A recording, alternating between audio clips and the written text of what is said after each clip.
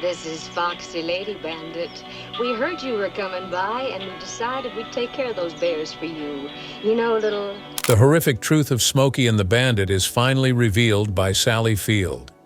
This includes Burt Reynolds' hidden drug usage and the poor script that she almost rejected. The most shocking thing that Field revealed was why she would not talk to Reynolds for the final 30 years of his life, which she did by exposing what actually occurred on the set of the 1977 blockbuster. I'll fill you in on the specifics. Sally Field came into this world in Pasadena, California, on November 6, 1946. Two worlds, completely apart from one another, impacted her youth. In Sally's early years, the glitz and glamour of Hollywood came from her mother, Margaret Field, who worked with Paramount Pictures, while the discipline and structure came from her father, Richard Dryden Field, who was an Army commander. Sally became a strong and robust person as a result of this combination of glitz and order. The tragic occurrence of her parents' divorce affected Sally profoundly, and she carried that anguish with her until the age of 4. A few years down the road, in 1952, Sally's mom wed stuntman and actor Jock Mahoney, but the marriage brought more misery into Sally's life than joy. Years after the fact, in her 2018 memoir Pieces, Sally exposed the horrible reality about how Mahoney used her while she was a teenager. This secret she kept for many years colored her perspective on life and herself. Sally discovered a way out of her home's misery. Along with her mom, she spent a great deal of time seeing the Hollywood magic unfold on set. Because of this, I became really interested in acting and storytelling. Sally started acting when she was in school as a means of coping with her difficult family life and finding an outlet for her emotions. She discovered her innate aptitude for acting while attending Portola Middle School and subsequently Birmingham High School in Van Nuys. Her acting career became into a means of self-soothing rather than merely an enjoyable pastime. Sally went to a high school party that would alter the course of her life when she was 17 years old. She was seen by a talent agent, who then recommended that she try out for a Columbia Studios acting workshop. What began as a modest idea evolved into something substantially larger. For 8 weeks, Sally and the other young actors in the program honed their acting skills. It was a challenging curriculum, but she learned and grew from it. Marcia Levy, the casting director in charge of finding new faces for an upcoming TV series, was impressed by her during this period. Sally was remarkable due to her endearing personality and the profound feelings she conveyed during her performances. The 1965 television series Gig, which followed the adventures of Frances Gig Lawrence, a Southern California adolescent surfer girl, was Sally's first major role.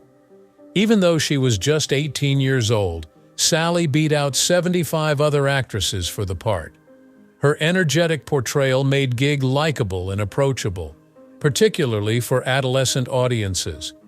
Despite its enjoyable and innovative debut in September 1965, the program only lasted for 1 season, with the final episode showing in April 1966. Before it even started, many assumed this would be the end of Sally's career. But then something unexpected happened. Over the summer, Gig repeats were quite popular, particularly among teenagers. This surprising triumph catapulted Sally to stardom and demonstrated her genuine talent for connecting with audiences. Sally landed the role of the titular nun in The Flying Nun after ABC sought out new material for her following gig. In this unique series, which debuted on September 7, 1967, Sally played the role of Sister Bertrille, a young nun who possessed the ability to fly because to her lightweight constitution and the enormous cornet she sported. Although the concept was offbeat, Sally's endearing performance as Sister Bertrille won over viewers. A cultural phenomenon, the show aired for 3 seasons with 82 episodes. But behind the scenes, Sally was having a hard time.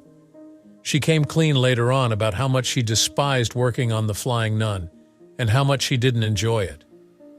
Despite her intense desire to portray complicated and mature characters in the early 1970s, when she was in her mid-20s, Hollywood consistently cast her in roles that were too innocent and too sweet, much to her dismay.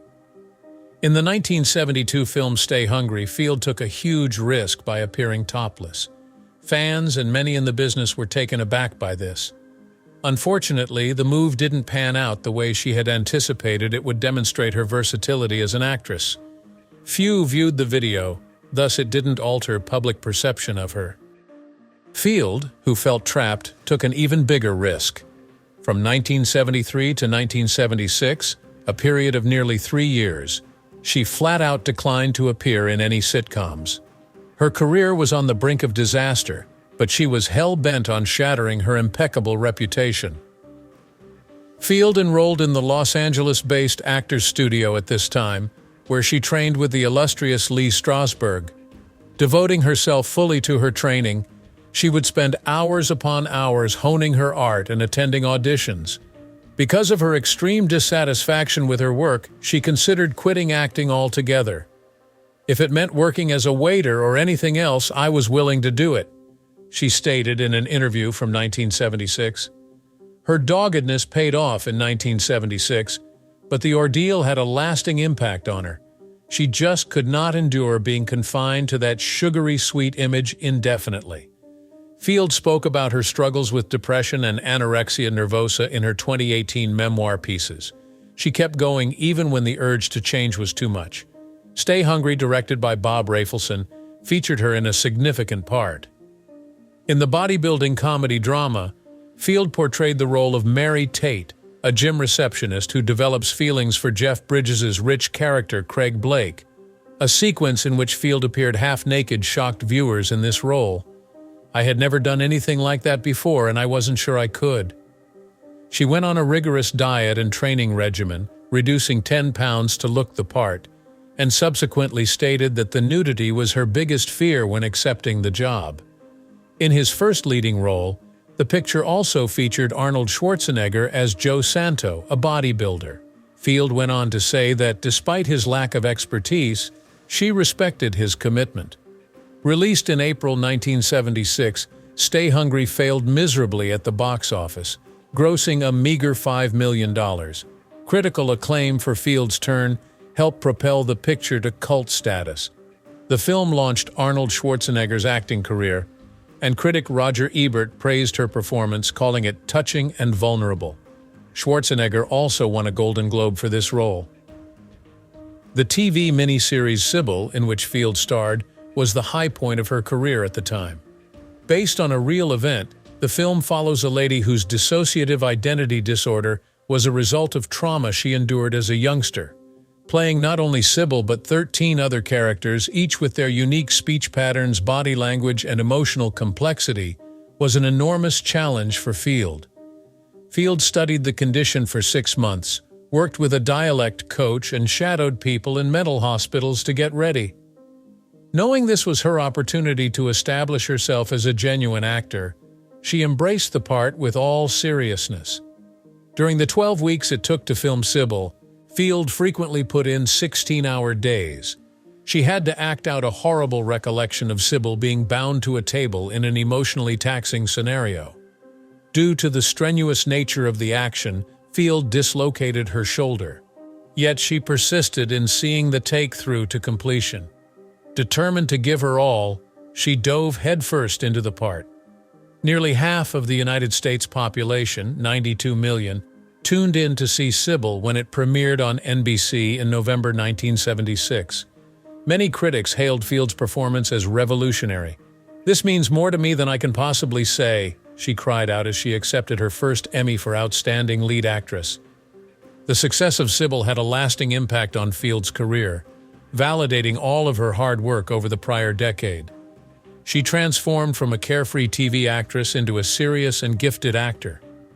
"It was as if I had been invisible before and suddenly people could see me," Field reflected on this breakthrough. With her unexpected casting in 1977's Smokey and the Bandit, Sally Field's career took a startling turn. Gig and The Flying Nun were Sally's most famous TV roles before this. People didn't think of her when they saw an action movie, but Burt Reynolds, who was already famous, demanded she do the job. The studio initially had different ideas. They were hoping for a more attractive woman. Burt, nonetheless, managed to persuade them that she would be an ideal cast member. Georgia was the site of the May 23, 1977 filming.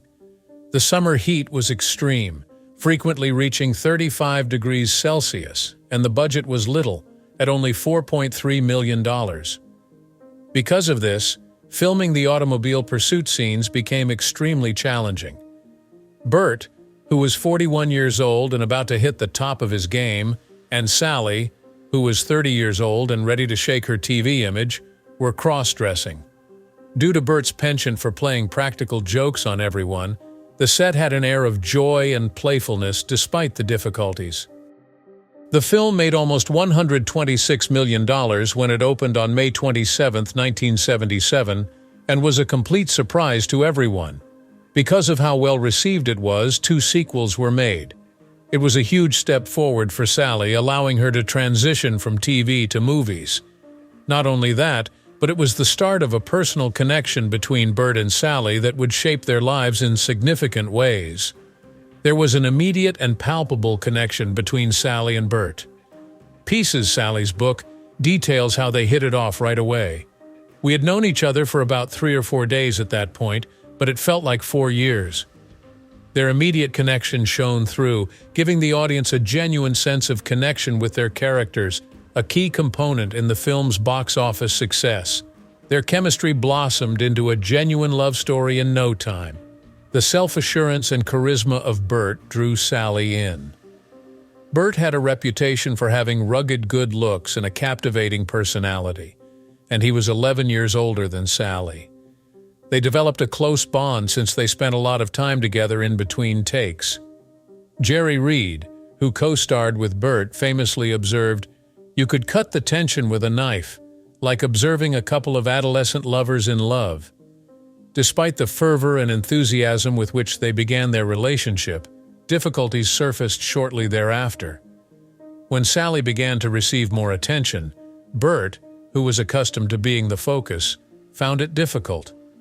Burt became obviously irritated when people requested Sally's signature more than his at a movie promotion event. As their relationship progressed, this was just the beginning of the difficulties they would encounter.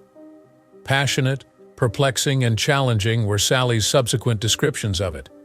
According to her, there was love and care, but there were also many problems. Burt's domineering conduct was among the most significant ones.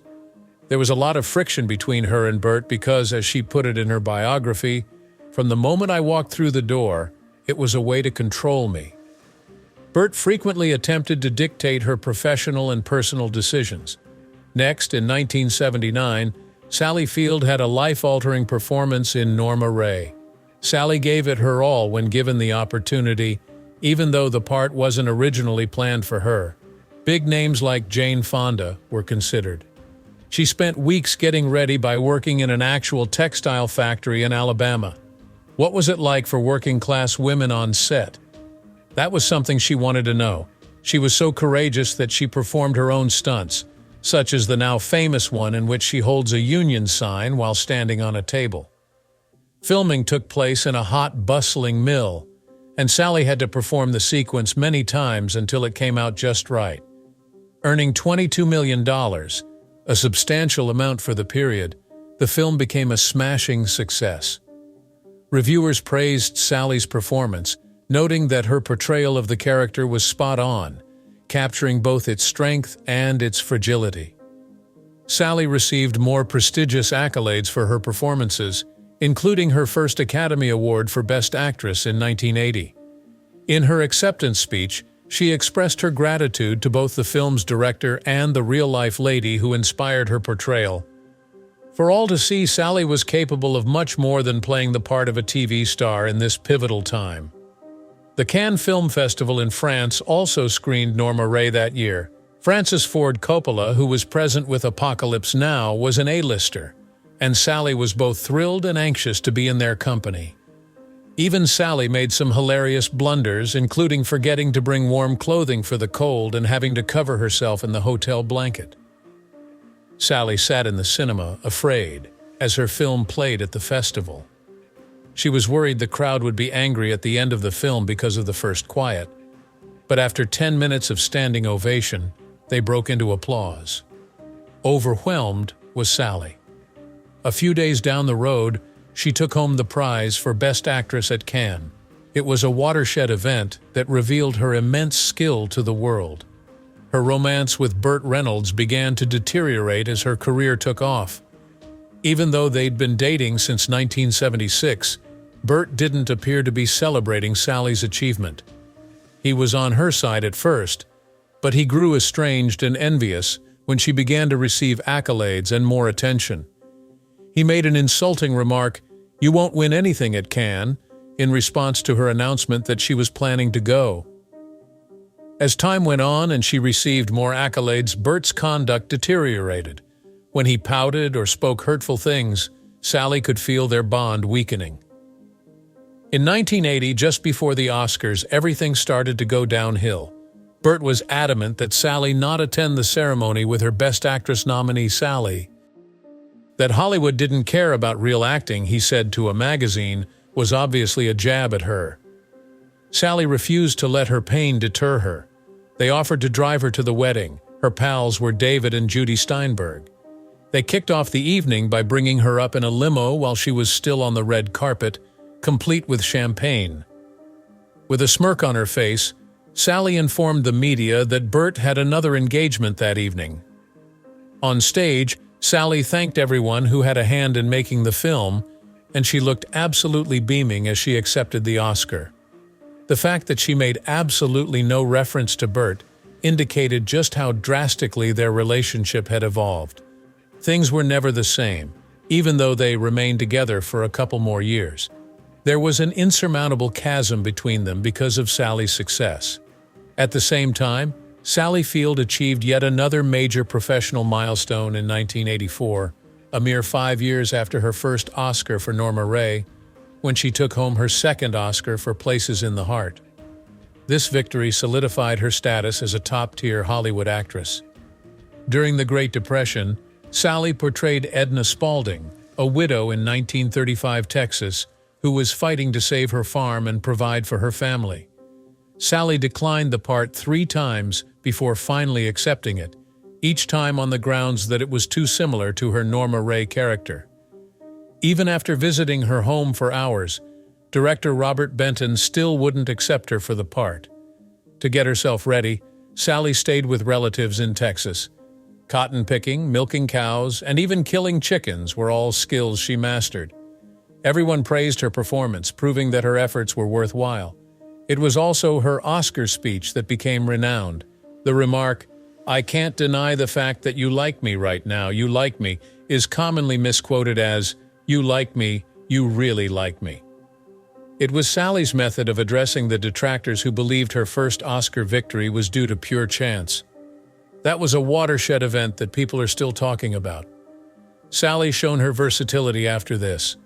She was the lead in 2 quite distinct films, 1989's Steel Magnolias and 1993's Mrs. Doubtfire. Malin, a grieving mother, was her character in Steel Magnolias. Because it was so moving, many think her death scene was her finest acting performance. The film was a financial success because to its A-list ensemble, which included Julia Roberts and Dolly Parton. Contrary to popular belief, Meg Ryan and Deborah Winger were both offered the position before Sally, but they declined. The comedic film Mrs. Doubtfire, in which Sally co-starred with Robin Williams, is about a father who poses as a nanny in order to visit his children. The mother Miranda was portrayed by Sally. She was hesitant to accept the role at first because she was afraid Robin's antics would steal the show, but after hearing the director assure her that they could work together on improv, she changed her mind. Unintentionally, she stomped on Robin's prosthetic nose, which became attached to her shoe, creating a hilarious sequence in the film. With almost $441 million, the film was a smashing success. A more mature persona emerged in Sally's acting career as she aged. Mrs. Gump, Tom Hanks's mother, was portrayed by her in the 1994 film Forrest Gump. With the help of her clothes and cosmetics, she convincingly played the role, despite the fact that she was only 10 years Tom's senior in real life. She was nominated for a Screen Actors Guild Award in 2000 for her outstanding performance, which required hours of sitting in front of the makeup chair to age her for specific moments. In the film Where the Heart Is, which co-starred Natalie Portman, Sally played a mentor figure to the next generation of performers. While Natalie was in the spotlight, she became Natalie's mentor behind the scenes, offering guidance on how to handle the spotlight. After that, Sally shocked everyone in 2002 by stepping onto Broadway. Her film credits include Who is Sylvia and The Goat, an ominous and disturbing drama. Audiences went wild with her performance, which demonstrated that she could excel in mediums outside film and television. Even in the 2000s, Sally kept going strong. Playing Nora Walker on Brothers and Sisters brought her fame back into the spotlight. On September 24, 2006, the show made its debut. In the beginning, Betty Buckley portrayed Nora, but the producers felt they needed a change and cast Sally. This was a brilliant move on her part, as she really brought Nora to life, winning over the hearts of viewers. After learning her husband had been unfaithful, Nora became a widow and had a lot on her plate between dealing with her adult children's issues and her own. Sally was able to display her extensive talent in the 5-season show, which had 109 episodes. She brought the protagonist Nora's narrative of loss, coming of age, and personal development to life. For her work in 2007, Sally was honored with an Emmy. The 59th Primetime Emmy Awards took place on September 16th. It had been 30 years since her previous Emmy, which she received for Sybil, so this win was very meaningful. If the mothers ruled the world, there would be no goddamn wars in the first place. The TV network showing the ceremony, Fox, cut her off at the word "goddamn" and didn't let her to finish her address, which further increased her acceptance speech's fame for her anti-war stance. As a result, many began to question the appropriateness of making political remarks at award ceremonies and the First Amendment. Playing Mary Todd Lincoln in 2012's Lincoln was another high point for Sally's career. It was not a picnic landing, this part. There were several revisions to the film, although Steven Spielberg had considered her for the part as far back as 2005. Sally researched the life of the First Lady extensively and put on 25 pounds to mimic Mary Todd Lincoln's appearance. In an audition she requested from Spielberg, she and co-star Daniel Lewis acted out a scene. Meeting in costume, she and Lewis spent hours improvising as Abraham and Mary Todd Lincoln. This was the big moment. Spielberg and Lewis were immediately won over by her casting. As Mary Todd, Sally depicted a complex character in Lincoln. She was extremely intelligent but also suffering from emotional turmoil. While standing by her husband through the Civil War, Mary was also grieving the death of her children. When the film was out on November 9, 2012, Sally got a lot of accolades for her performance.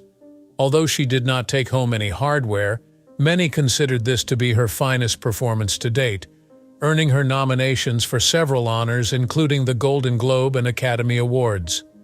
One of the most illustrious and long-standing American institutions, the American Academy of Arts and Sciences, bestowed a unique distinction upon Sally in 2023 with her induction. In an interview from 2022, Sally Field revealed some shocking insights regarding Smokey and the Bandit. Her on-screen kiss with Burt Reynolds, she claimed, was the most painful experience of her life. She made no bones about it, claiming he was just not good at it, and even making fun of his drooling. Their flawless on-screen relationship made this development all the more shocking to viewers. At first, Field wasn't enthusiastic about the film. In 2018, she said that she believed the screenplay was awful. The screenplay wasn't terrific, but Burt Reynolds persuaded her to participate anyhow by suggesting they could make it work via improvisation. The creative energy of the cast and crew, rather than the narrative, was largely responsible for the aspects that audiences enjoyed most about the film. The irony is that Reynolds originally wanted Field to be in the film. He made the claim that he liked her in an episode of the sitcom Gig. Field said, "Really?" in bewilderment. "Gig? Isn't that why he's after me?" The outcome was satisfactory, despite the seeming randomness. With $126 million in box office receipts, Smokey and the Bandit was a smashing success. Aside from being one of the most adored films of the 70s, it also produced 2 sequels. Despite the film's easygoing vibe, the real-life romance between Field and Reynolds was everything but. According to Field's memoir, their friendship was so strong that the first 4 days on set felt like 4 years due to how rapidly it developed. Having said that, there were some issues. Reynolds was 41 years old when Field, who was 30 years old, discovered his heavy drug use. Not only did he inject himself with unusual substances, but he also used medications like... Field covertly set up an appointment for Reynolds to visit a cardiologist at the Miami Heart Institute because she cared about him and wanted to assist him.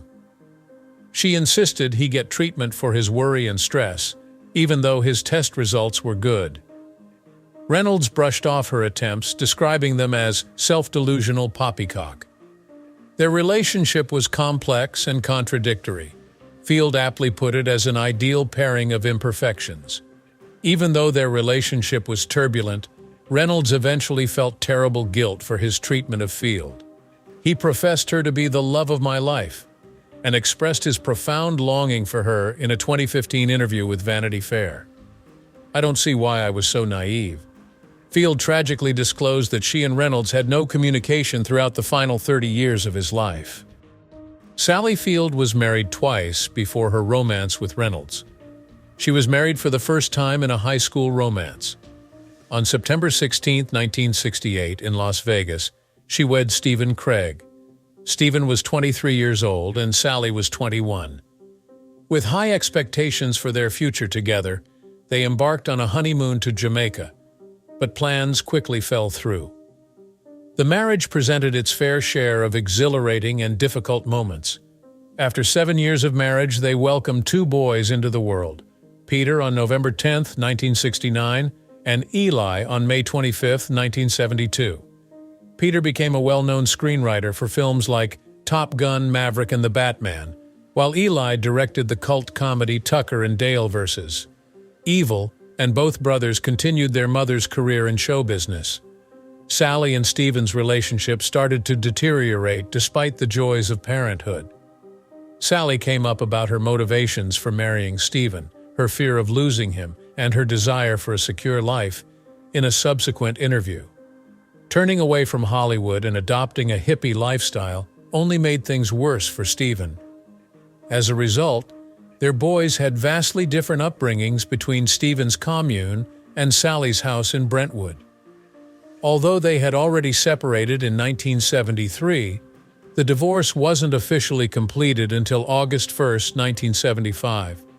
For instance, Stephen remained actively involved in his boy's life after the divorce. He intervened and offered Peter a challenging construction job in Oregon so that he could get back on track after dropping out of high school. This demonstrated how intricate but interdependent their family was. Years passed before Sally wed again. She and film producer Alan Greiman tied the knot on December 15, 1984. Following her public romance with Burt Reynolds, Sally was seeking a new beginning and saw Alan as the rock she needed. Fletch and The Bucket List were 2 of his most famous films. Samuel was born to Sally and her husband on December 2, 1987. At the age of 41, Sally was overjoyed to become a mother again. Like his parents before him, Samuel followed in their artistic footsteps and went on to become a filmmaker and writer. This relationship had its ups and downs despite her wishes for a long-term union. Sally once made the remark, "I'm not very good at marriage," alluding to the difficulties she encountered in her marriage. Sally and Alan filed for a divorce on June 24, 1994, after being together for over 10 years. They likely drifted apart due to their hectic work and the demands of family life. Strong and committed to her family, Sally continued her acting profession after her divorce and concentrated on being Samuel's single mother. Sally Field's advocacy brought her much more fame later in life than her starring career. After her son Sam came out as gay at the age of 19, she became an outspoken advocate for LGBTQ+ rights. "Sam has always been Sam, this amazing human," Sally declared unwaveringly as she stood by him, and her love for him blossomed into a fierce dedication to the battle for equality for everyone. She made a concerted effort to highlight the fact that many states do not have legal rights for LGBTQ+ individuals. The Human Rights Campaign presented her with the Ally for Equity Award in 2012. Sam thanked her for her unwavering support, particularly throughout his coming out, as he handed her the prize. Sally was also an outspoken critic of gender bias in the entertainment industry and an advocate for women's rights. "If mothers ruled the world, there would be no goddamn wars," a famous line from her 2007 Emmy speech demonstrates her fearlessness in defending her beliefs. Sally wasn't finished yet. She was also an environmentalist who participated in campaigns and demonstrations. Additionally, she was detained in 2017 while opposing healthcare reforms that would have negatively impacted individuals with pre-existing diseases.